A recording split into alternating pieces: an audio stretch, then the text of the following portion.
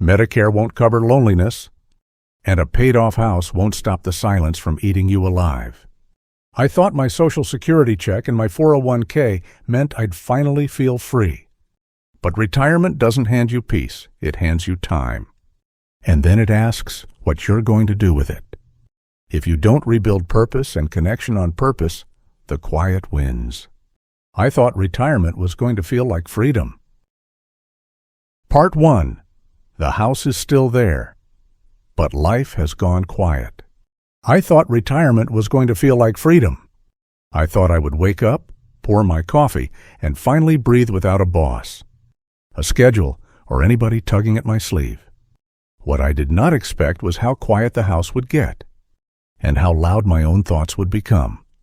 Here is the question I want you to answer honestly. What do your days sound like now that nobody needs you at 8 a.m? If you are hearing nothing but the refrigerator hum and whatever you keep playing on TV for background noise, you are not imagining it. And you are not weak. I used to think retirement would fix everything. I used to think time off would automatically turn into peace, because that is what we were promised. Then I lost the structure that held my life together, and the silence moved in like it owned the place. Now I know the truth. Retirement does not become freedom by default. It becomes freedom only when you build a new life on purpose. Nobody warns you about the identity crash. One day, you are the guy who solves problems, signs checks, drives to work, makes decisions, and has people asking for you. Then suddenly, you're just a name on a mailbox. And half the time, people do not even say your name out loud. The invisibility part hit me the hardest. I remember standing in line at the grocery store, watching the total climb, and the cashier looked past me like I was part of the shelf. Not rude, not mean, just moving fast like I was background. That is when it landed in my chest. The world keeps spinning, and it does not check in to see if you're okay. If you have extra bedrooms you do not use, you know what I mean. You do not need me to describe them. You already know which doors stay closed, and you already know which rooms you avoid, because they make you feel something you do not want to feel. A paid-off house can still feel like an echo chamber when the life inside it has changed, and then the afternoons show up, the long ones. You sit at the kitchen table just for a minute, and an hour disappears. You check your phone, no missed calls. You tell yourself you will go out tomorrow. Tomorrow turns into next week, and next week turns into a season. This is where people start blaming themselves. They say, I must be lazy, or I must be ungrateful, because they have a roof and a Social Security check, and maybe a little 401k left. Let me say it clearly, this is not laziness, and it is not weakness. This is what happens when a life built around responsibility suddenly loses its center. The hard part is that the silence tricks you. It tells you, stay in, you have earned it. It tells you, don't bother anybody. It tells you, if people wanted you, they would call. That voice sounds reasonable, but it is a liar, and it will shrink your world if you let it. I am not saying you need to become a social butterfly. I am saying you need a new anchor, because without one, you drift, and drift turns into numbness. And numbness turns into a kind of slow suffocating you cannot explain to anyone who is still running on a busy life. Here is another hard truth. Retirement does not remove stress. It changes the flavor of it. You go from deadlines and meetings to Medicare paperwork on the table, 401k statements that rise and fall like a bad mood, and grocery totals that look a little higher every month. You start noticing the cost of gas in dollars because you are driving fewer miles, and every trip feels like a decision. That is why I do not buy good vibes advice for seniors. You do not need someone telling you to think positive. You need something you can actually do when the day feels empty, and you are staring at your own life like it belongs to somebody else. So I built a simple framework for myself, and I am giving it to you because it is the only thing that stopped me from drifting. It is not a self-help system, and it is not fancy. It is 5 pillars, money, home, body, people, and meaning. Money is not about getting rich. It is about not living scared. Home is not about square footage. It is about whether your space supports you or drains you. Body is not about looking young. It is about staying independent. People is about real connection, even if it is small and awkward at first. Meaning is about having a reason to get out of the chair that is bigger than killing time. If you can keep those 5 pillars in your head, you can catch yourself before you sink. When you feel that quiet tightening around you, you can ask one question. Which pillar am I neglecting today? That question alone can pull you back into the driver's seat. Now I want to give you one small action. Something you can do today that does not require motivation or money. Grab a piece of paper and write 3 lines. No speeches, no perfection. Write what I'm scared of right now is jambe. Then what I've been avoiding is pieces. Then what I want back in my life is barakis. That is it. 3 lines. When you name the thing, it loses some of its power, and you stop treating your fear like a mystery. After that, do one tiny thing that creates movement, not a big project. Just movement. Drive a few miles to the diner on Main Street and sit down for coffee. Even if you feel awkward doing it alone, because being seen in the world matters more than your pride in that moment. And here is the bridge to what comes next. Once you admit the silence is real, you will notice the first thing it amplifies is money anxiety. Because most of us are not afraid of dying, we are afraid of becoming a burden. And we are afraid one bad bill will wipe out the dignity we worked our whole lives to build. So let's talk about money the honest way, the way seniors actually live it. Part 2. Money can't buy peace, but running out will strangle it. Have you ever put the good meat back because you were scared of the checkout? Total, I have, and I hated myself for it. Not because of the meat, but because of what it meant. I worked for decades and I was still afraid of a grocery receipt. I used to think I would be fine. I used to think Medicare would cover what mattered, and my 401k would bounce back if the market had a bad year. Then I opened one medical bill and felt my stomach drop.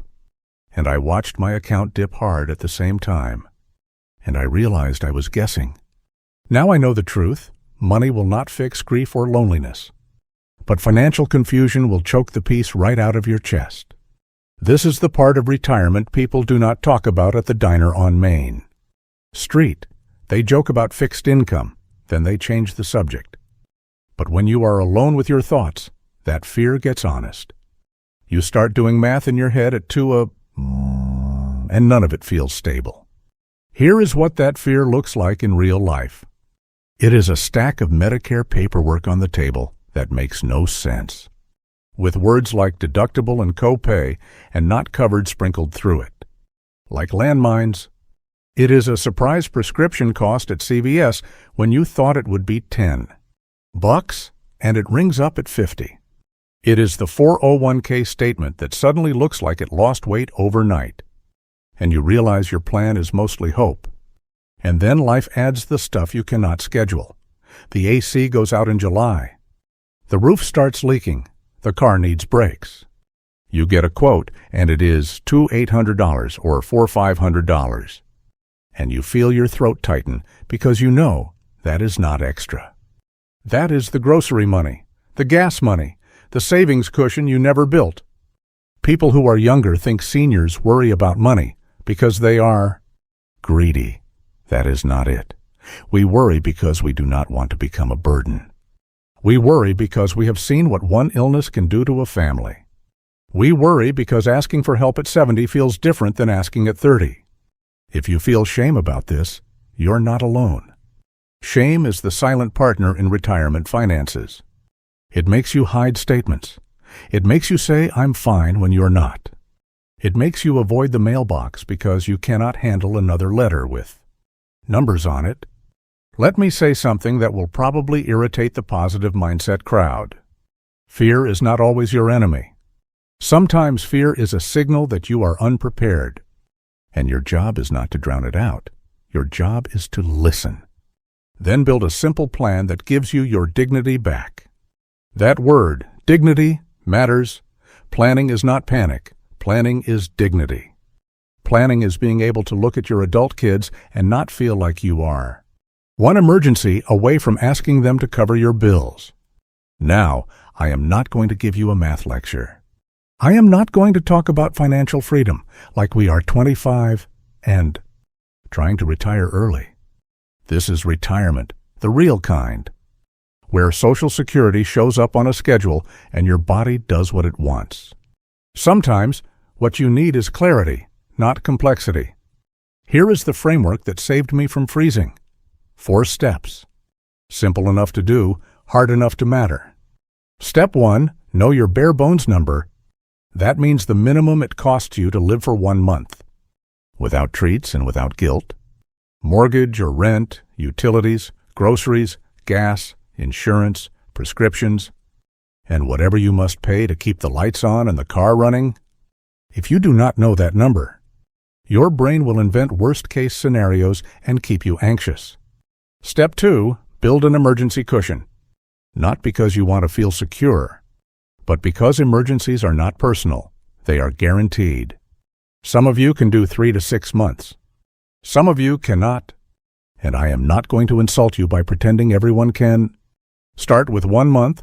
Start with $500. Start with anything. A cushion is not a trophy. It is breathing room. Step 3, make 1 money decision per week. 1, not 10. When you try to fix everything in 1 day, you get overwhelmed and you quit. 1 week you cancel the subscriptions you forgot you had. 1 week you call the insurance company and ask what changed. 1 week you write down your prescriptions and compare prices. Progress in retirement is not a sprint, it is consistency. Step 4, consider 1 meeting with a financial planner, not to get rich, but to reduce mistakes. I am talking about a real person at a local office or your bank, not a slick salesman promising miracles. The goal is simple. Make sure you are not doing something that quietly costs you thousands, because you never ask the right questions. This is where my mistake was loud. I waited too long because I did not want to admit I was uncertain. I assumed Medicare would handle the big stuff. I assumed my market losses would come back in time, because that is what everyone says. And I ignored small leaks because they felt too small to matter. The streaming services, the little monthly charges, the habit of grabbing takeout because I did not feel like cooking. Those little leaks add up, and they steal peace the same way loneliness does. Slowly. You do not need perfection. You need awareness. You need a plan you can follow on a tired day. Because tired days are the ones that ruin budgets and destroy confidence. Here is what I want you to do today, and it will take 15 minutes. Set a timer. Grab your last month's bank statement or a simple notebook. Write your bare bones number at the top, even if it is a rough estimate. Then circle the 3 biggest categories that drain you. That is it. Do not solve them today. Just circle them, because you cannot fix what you refuse to look at. When the timer goes off, stop. You're not trying to win an award. You are trying to build the habit of facing reality without collapsing. That habit is what protects you. If you do this, you will feel something shift. Not joy, not excitement, but steadiness. That steadiness is what lets you sleep. And sleep is what lets you make better decisions. And once the money picture gets a little less foggy, something else becomes obvious. You look around and realize there is another drain you have been paying for. Every single month, and it is not in your wallet, it is in your house. Empty rooms, high utilities, repairs. Stuff you keep because you are afraid of what it means to let go. That is where we are going next, because downsizing is not losing. It is breathing again. Part 3. Downsizing isn't losing. It's breathing again. How many rooms in your house do you actually live in? Not own, not maintain, not pay taxes on live-in. If your honest answer is 2 or 3, then you already know what I learned the hard way. A big house can become a slow leak in retirement. I used to think a big house meant I made it. I used to think it was security. Proof that all those years of work were worth something. Then the house started owning me bills, repairs, stairs, and memories I could not outrun. Now I know the truth. Less space can give you more life. And downsizing is not defeat. It is a strategy. Let's talk about the costs nobody brags about. Property taxes do not care that you are retired. Homeowners insurance does not care that you are on Social Security now. Utilities do not care that half the rooms are empty, because the system still heats and cools the whole box unless you fight it. Every day. And repairs, those do not come with a schedule. The AC goes out and the quote is $4,200. The roof needs work and suddenly you are staring at $8. $0 like it is a personal insult. You can pretend you will deal with it later, but later gets expensive fast. And later has a way of showing up when your 401k is already down. There is also a cost that never shows up on paper. The cost of climbing stairs when your knees are not what they used to be. The cost of dragging a vacuum through rooms you do not even use. The cost of looking at that extra bedroom and feeling that quiet punch in the gut because the life that filled it is not coming back. People do not like to admit that a house can amplify grief. They think grief lives in your heart, not in drywall and hallways. But when you are alone, that space becomes a loud reminder. You walk past closed doors and your brain starts replaying old scenes like it. Is stuck on a loop. That is not honoring memories. Sometimes it is just suffering in a larger square footage. Here is the thing that hits seniors harder than it hits younger folks. At 35, a big house is a project. At 70, a big house can become a trap. It keeps you busy in the wrong way. And it steals energy you should be using to stay healthy, stay social, and stay steady. I want to be clear. I am not telling you to sell your home tomorrow. Some of you have a low mortgage. Some of you are in a place you love. Some of you have family nearby, and that matters. Downsizing is not only moving. Sometimes downsizing is making your home smaller on purpose, even if you never change your address. The mistake I made was tying my identity to the house. I was scared that letting go meant admitting I was getting older. I was scared it meant I was shrinking. But the truth is, I was shrinking already. I just did it in private, less energy, fewer outings, fewer people, more quiet. The house was not protecting me, it was keeping me stuck. So here is a practical way to do this without turning it into a weekend war. You do not need motivation. You need a method. First, do a one-room reset. Pick the kitchen or the living room, because that is where life actually happens. The goal is not perfection. The goal is to create one space that feels usable, clean enough, and calm enough that you do not avoid it. When your main room is chaotic, your mind stays chaotic. Second, use a rule for sentimental items that does not torture you. I call it keep 3, donate 7. If you open a box and there are 10 things inside, you do not need 10 sacred objects to remember someone or remember a season of your life. Choose the 3 that actually carry meaning, and let the rest go to Goodwill or a church thrift store. You are not throwing away your past. You're choosing what gets to stay with you. Third, create one real living zone. This is your daily base. One chair that supports your back, good lighting, a small table, your reading glasses, your notebook, maybe the bills you need to handle, and nothing else that stresses you out. It sounds simple, but it changes everything. It turns your house from a storage unit into a place where you live. Fourth, if moving is on the table, stop thinking about it as an image decision. This is not about keeping up with anybody.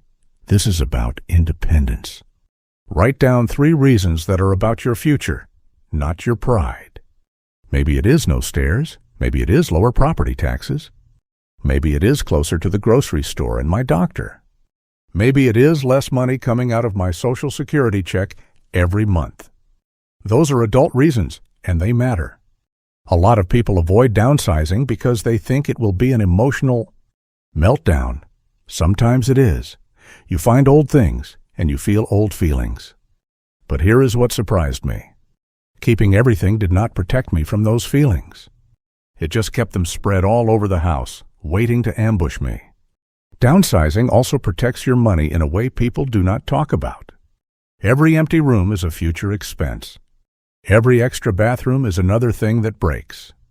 Every big yard is another maintenance bill. When you are retired, reducing those costs is not being cheap. It is keeping your 401k from getting bled out by surprise repairs. And it protects your time. You do not have endless time. None of us do. If you spend your best hours managing a house you cannot fully use, you are trading your remaining years for chores. That is a bad trade. Now, I promised you one small action you can do today, not a whole project. Here it is. Pick one drawer, one shelf, or one small box. Set a timer for 10 minutes. Pull out anything you know you do not need and put it in a donation bag. When the timer ends, stop. Do not push it. This is about building momentum, not proving something. If you do 10 minutes today and 10 minutes tomorrow, you will be amazed what changes in a month. Your home will feel lighter, and you will feel lighter too. That lightness matters, because it gives you more room for the things that actually keep you alive in retirement. And here is the bridge to the next chapter. Even with a lighter home and fewer bills, your biggest asset is still your body. If your health slips, the best financial plan in the world falls apart, because you cannot budget your way out of needing help.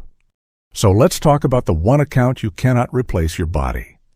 Your last 401k. Part 4. Your body is your last 401k. Can you get up off the floor by yourself? I'm not asking to be dramatic. I'm asking because that one question tells you more about retirement security than any glossy brochure ever will. I didn't worry about getting old. I worried about needing help and not having a choice in the matter. Because the day you can't drive, can't shop, can't cook, can't shower without assistance, your life gets smaller fast, no matter how paid off your house is. Here's the hard truth. In retirement, your body is your last 401k. If it crashes, the rest of your plan crashes with it. And the money goes out the door faster than you ever imagined prescriptions. Copays, deductibles, physical therapy, and the little costs that pile up when you can't do things yourself. Most people think a health crisis shows up like a lightning bolt. Sometimes it doesn't. Sometimes it starts with 1 week of not moving much. One sore knee that keeps you in the chair, one I'll start Monday. And then suddenly you feel weaker getting out of bed. And you avoid going out because you don't trust your balance. That is the chain reaction nobody wants to admit. One fall, one surgery, one short hospital stay. And then you are in rehab or physical therapy. And it's not the therapy that breaks you, it's the loss of confidence. You start second-guessing stairs, second-guessing driving, and you slowly hand over parts of your independence without even noticing. And let's be honest about the money side without turning it into a panic. Speech. Medicare helps, but it doesn't erase copays and deductibles. And it does not magically cover every kind of long-term help people end up needing when you're living off Social Security and whatever your 401k can safely provide. Even small health costs feel big. I used to think exercise was for younger people, or for folks who still cared about looking a certain way. I used to think I'd handle my health later, after I got everything else under control. Then I noticed simple tasks getting harder, carrying groceries from the trunk, standing up from a chair without using my hands, walking across a parking lot without feeling winded. Now I know the truth. The goal is not a perfect body. It's functional strength and freedom. So if you're listening to me right now and you're thinking, I'm too far gone, stop. That thought is a trap. You do not need to become a gym person. You need a minimum routine that protects your independence. The same way an emergency fund protects your finances. Here is the minimum effective routine I wish I had treated like a bill I had to pay. First, a daily walk with a realistic target. Some days it's a mile, some days it's 2. And some days it's 10 minutes up and down your driveway, if that's what you've got. What matters is that you do it most days, not that you win a contest. Second, basic strength for independence, and it can be embarrassingly simple. Practice standing up from a chair slowly and sitting back down with control. A few times, holding the armrests if you need to. Add a little balance work by standing near the kitchen counter and shifting your weight, because keeping your balance is not about pride. It's about staying out of a crisis. Third, you need a short stillness habit, because stress will wreck your body faster than most people want to admit. 10 minutes a day, no spiritual performance. No fancy talk, just sit and let your nervous system come down. When your mind is always buzzing, you sleep worse, you move less, and you make worse choices. Fourth, a simple checkup habit. The kind of grown-up maintenance that keeps small problems from turning into expensive ones. Use your annual wellness visit and don't show up empty-handed. Bring a current medication list, including vitamins and over-the-counter stuff, because mixing things is how trouble starts. And when you're at that appointment, ask 3 plain questions. What should I be watching for this year? Is anything I'm taking unnecessary or duplicative? What's one change that would help me stay independent? That's it. You're not trying to become a medical expert. You're trying to stay in the driver's seat. If you need refills and you're getting shocked at CVS or Walgreens, don't be embarrassed to ask questions. Prices change, coverage changes, and a lot of seniors quietly overpay because they assume the cashier can't help. You can also ask your doctor if there's a cheaper alternative, because protecting your Social Security check matters just as much as protecting your knees. Now let me say something that might annoy you, but I mean it with respect. You cannot budget your way out of poor health. You can cut subscriptions, you can downsize the house, you can be careful at the grocery store, but if your body goes down, the costs show up anyway, and they show up with no warning. This is why I keep calling it your last 401k. You can't borrow a new spine. You can't refinance your balance. You can't catch up later if you spend a whole year barely moving. Because the body doesn't reward good intentions. It rewards what you repeat. Here's a doable action you can do today that has nothing to do with discipline and everything to do with dignity. After this video, stand up and sit down from a chair 5 times, slowly, safely, and with control. Then take a short walk. 10 minutes is enough, and when you get back, write down one appointment you've been avoiding and schedule it, even if it's just a basic checkup. If you do those small things, you're not working out. You're protecting your freedom. You're making it more likely that you can keep living in your own home, driving your own car, choosing your own life. And here's the bridge into what comes next. Even if your body improves, loneliness can still drain you, because connection is also a health issue. You can walk 2 miles a day and still feel like you're disappearing.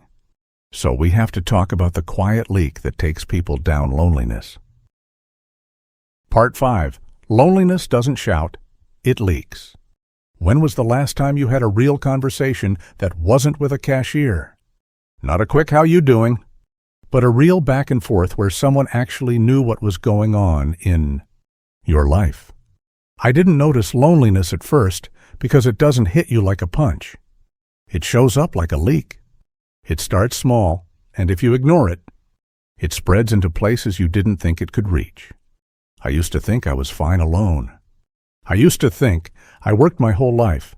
I earned my peace. I don't need anybody. Then the quiet kept growing, and my world got smaller.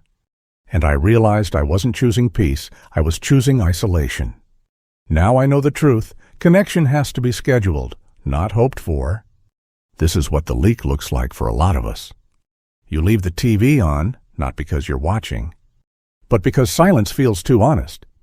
You check your phone, and there are no new messages. And you tell yourself you don't care. You start making excuses. It's cold. It's too late. I'll go next week. And you don't even notice that you've become a person who avoids going out. Then you realize something that feels embarrassing to admit out loud.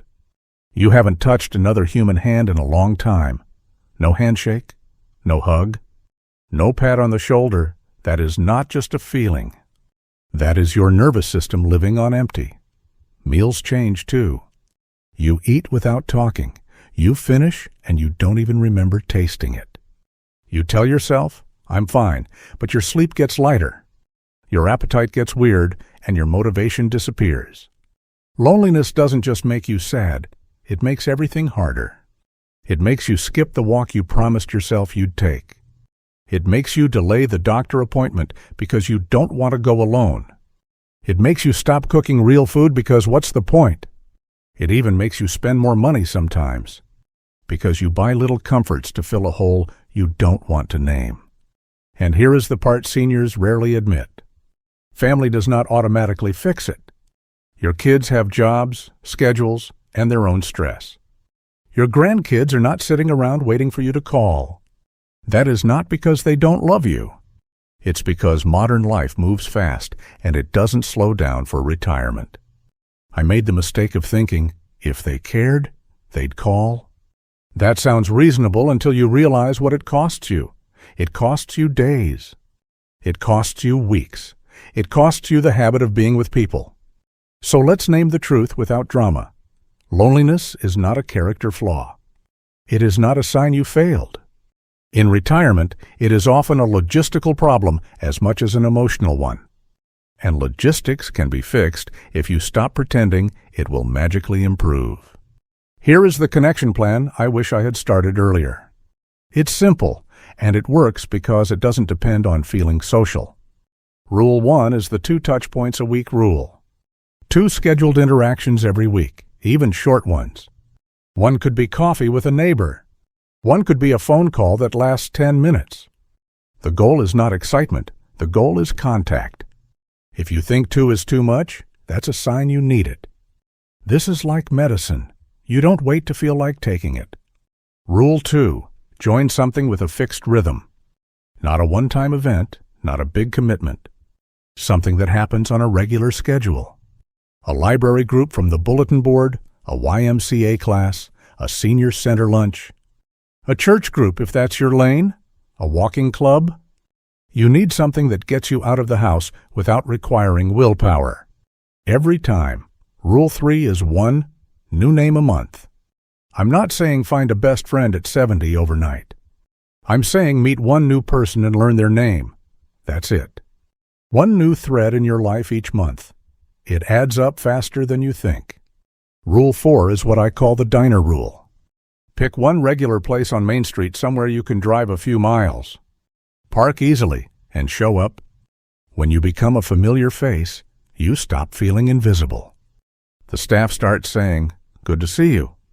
That might sound small, but it does something to your brain. It reminds you that you exist in the world. Now let me normalize something, because people quit too early. The first 3 times you do this, it will feel awkward. You'll feel older. You'll feel like you don't belong. You'll feel like everyone can tell you're alone. That discomfort is not a warning sign. It's withdrawal. You are withdrawing from isolation. And isolation is addictive because it feels safe. Safe is not the same as healthy. I also want to talk about money for a second. Because someone listening right now is thinking, I can't afford to be social. Social does not have to mean spending. Coffee can be a few dollars. A library group costs nothing. A walk costs nothing. A church potluck costs nothing.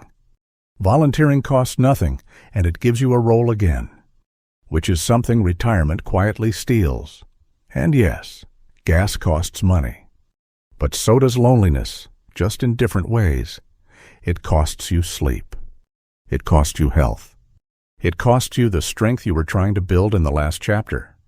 It can even cost you your Social Security years. Because isolated people tend to stop taking care of themselves the way they should. Here's the moment where I got honest with myself. I realized I wasn't independent. I was disappearing. I wasn't protecting my peace. I was protecting my pride. That's why this is a leak. It doesn't look like danger until you're already soaked. So here is the small action I want you to do today, and it's low pressure. Text or call one person and say one simple sentence. I'm heading to the diner on Main Street this week. Want to join me for coffee? If that feels too big, make it even smaller. Can I call you for 10 minutes tomorrow?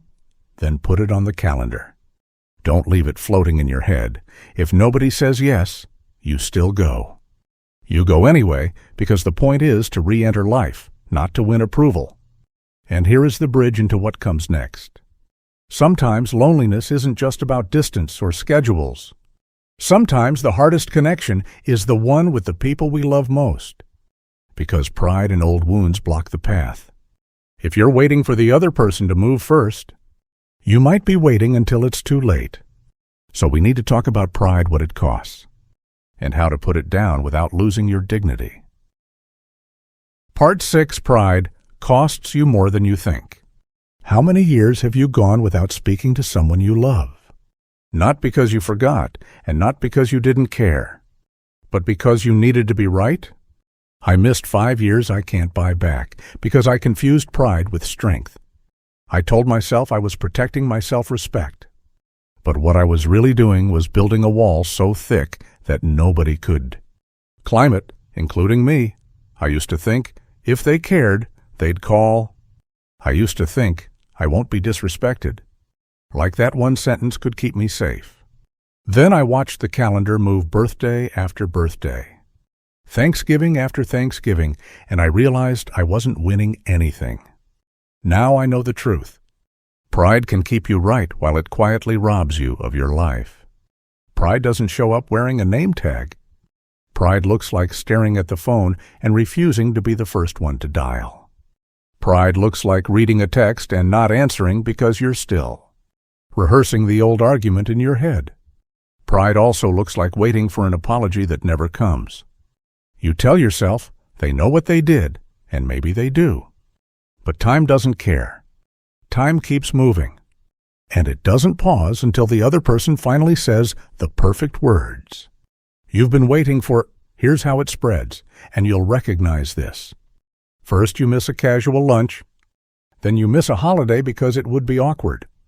Then you stop getting invited because people get tired of the tension. Before you know it, you hear family news secondhand, and you find out about grandkids' events after they happened. That hurts, and it's supposed to hurt. Not because you're being punished, but because your heart is telling you something is wrong. The older we get, the fewer holidays we have left, and the fewer chances we have to fix what can still be fixed. I need to say something clearly, because people misunderstand this part. I am not telling you to pretend nothing happened. I am not telling you to accept bad treatment, or to walk back into a situation that is unsafe. I am saying self-respect is not the same thing as stubbornness, and boundaries are not the same thing as cutting off your own future. My mistake was using stubbornness as armor.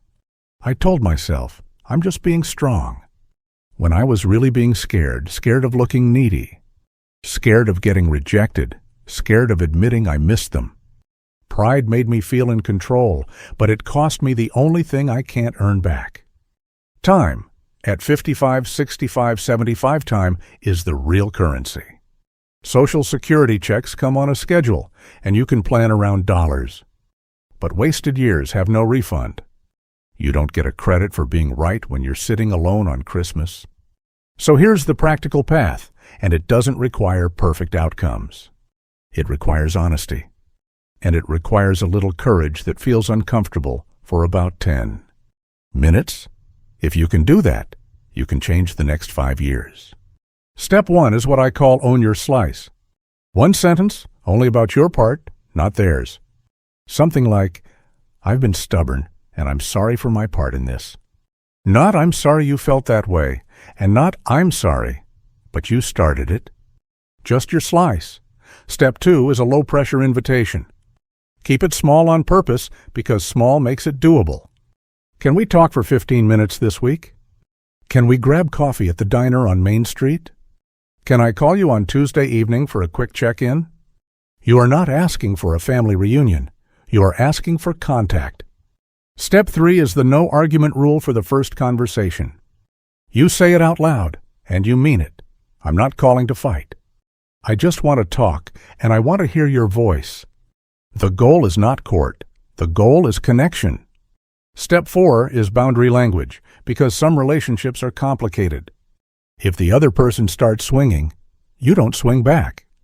You say, I can talk, but I won't fight, or if we start yelling, I'm going to end the call and we can try again another day. That's not weakness, that's leadership. Step 5 is the hardest one, and it's for the situations where reconciliation isn't possible right now. Maybe the person won't respond. Maybe they're not safe. Maybe the damage is deep. You can still get closure without contact, and it matters.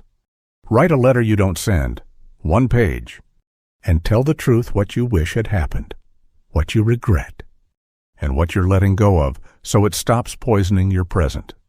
Some people hear the word forgiveness and they think it means excusing what happened. That's not what I mean. Forgiveness can be a personal release, not a reunion. You can forgive to unclench your own fist, even if you keep your distance. Now, let's talk about the fear sitting under all of this. A lot of seniors do not make the first move because they're terrified of rejection. They'd rather stay angry than risk hearing no. I understand that, but here's the honest trade. You either risk a painful moment now, or you guarantee a lonely season later. If you want a simple script, use this. I've been thinking about you. I don't want to spend the years I have left holding on to old anger. I'm not asking to fix everything today. I'm asking for a small conversation. That's it, and if they respond coldly, you still have your dignity. Because you showed up like an adult. Here's one more truth that surprised me. Going first doesn't mean you were wrong about everything. It means you value the relationship more than your pride. It means you understand that being right is a poor substitute for being close. Your micro-action for today is simple and it's private. Write the 1 sentence you would say if you were brave, and then decide whether to send it. If you're not ready to send it, fine. But put a date on the calendar because someday is how pride keeps winning. And as we move into the next chapter, I want you to hold this in your mind. Repairing relationships is not just about feeling better. It's about deciding what kind of person you want to be in the years you have left. Because in the end, your legacy isn't in a safe or a statement. It's in ordinary days how you showed up, and what people can still feel from you when you're gone. Part 7 Legacy isn't in a safe, it's in ordinary days. If you disappeared tomorrow, what would people remember your money? Or how you made them feel? I'm not trying to scare you. I'm trying to cut through the fog. Because this is the question we avoid until we don't have the luxury of avoiding it anymore. I used to think legacy was money and assets. I used to think if I left the house in good shape, kept the 401k respectable, and had everything handled, then I did my job. Then I watched what people actually talked about when someone was gone. And it wasn't bank balances or property lines. Now I know the truth. People remember presents, stories, and how you showed up in ordinary days. There's a trap a lot of seniors fall into, and it sounds responsible on the surface. We spend years trying to secure everything first. 1 more year of saving. 1 more year of being careful. 1 more year of waiting until the timing is right. Then we blink and time has run faster than the plan. The quiet regret isn't always about big failures. It's about the ordinary moments we missed because we were busy, tired, stubborn, or waiting for someday. It's missing the small stuff that actually becomes the story later. It's the phone call you didn't make because you wanted to be left alone. It's the invitation you turned down because gas was expensive and you didn't feel like driving a few miles. It's the weekend you spent organizing papers instead of sitting with someone you love. Here's the turning point I had to swallow. Legacy isn't something you leave at the end. It's something you build right now, with whatever energy and money you still have. That's the good news and the hard news at the same time. because it means you can't hide behind excuses anymore. And listen, I'm not talking about grand gestures. Most of us aren't leaving a fortune. Most of us are living on a fixed income Social Security checks. Maybe a pension, maybe some 401k money that needs to last. That's reality. But legacy doesn't require wealth. It requires intention. So I'm going to give you a handful of legacy actions you can actually do this week without needing a perfect family, perfect health, or perfect finances. These are simple, cheap, and real. First, write 3 short letters. One to a child or grandchild, or if you don't have that relationship, to someone who mattered to you. Keep it short. Tell them one thing you admire about them, one thing you learned the hard way, and one thing you hope they never forget. Then write 1 letter to your younger self, not to be dramatic, but to make peace with the road you took. Finally, write 1 letter to your present self, the version of you sitting here now, and say what you're done carrying. Second, make what I call a shoebox legacy. Literally a shoebox, or a folder, or a small plastic bin, nothing fancy. Put 10 photos in it. Write names and dates on the back, and 1 sentence for each photo. Not a paragraph, 1 sentence. Because 1 sentence can save a whole story from disappearing. Third, record a 10-minute story on your phone. Just hit record. Tell 1 lesson from your life work, marriage, a mistake, a recovery, a moment you're proud of, a moment you regret. The point is not quality. The point is a living voice.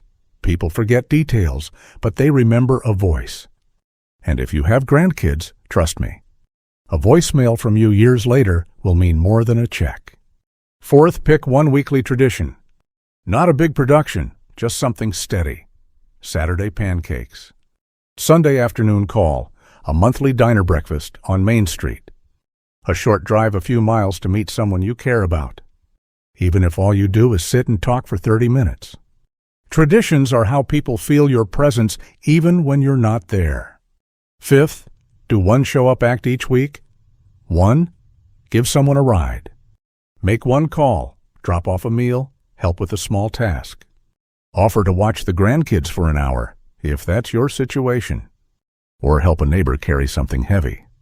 Presence is the true inheritance, and it's also the thing loneliness can't survive. Now, here's the part that matters. You don't do these things to earn praise. You do them because you are done letting time slip through your fingers. You do them because you want your remaining years to mean something you can feel, not just something you can list on paper. If you're thinking, but my family is complicated, I get it. Not everyone has the warm holiday table. Some families are fractured. Some relationships are quiet. That doesn't disqualify you. Legacy can be the 1 person you treat with steady kindness. It can be the neighbor who knows they can knock on your door. It can be the community center where you become a reliable face.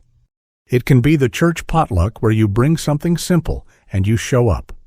Anyway, and this is where I want to circle back to the 5 pillars. Because they're not a checklist, they're a stance. Money is about clarity, so fear doesn't run your days. Home is about a space that supports you instead of draining you. Body is about staying independent, so you keep your choices. People is about scheduling connection, so isolation doesn't win. Meaning is about building a life you actually want to wake up to. When those pillars are steady, your legacy happens almost on its own. Not because life becomes easy, but because you stop living by accident. So here's my ask, and it's not a sales pitch. If any part of this felt like it was aimed right at you, leave a comment with 1 sentence. Finish this line, I'm starting over at Bish Chak. You can put an age, a place, or a situation. Keep it simple. The point is to say it out loud, so you're not doing this alone. And if you only take 1 thing from this entire video, let it be this. A safe can hold cash, but it can't hold you. Your ordinary days are the only place your legacy can live. So don't wait for someday to show up. Someday doesn't drive over to the diner. You do.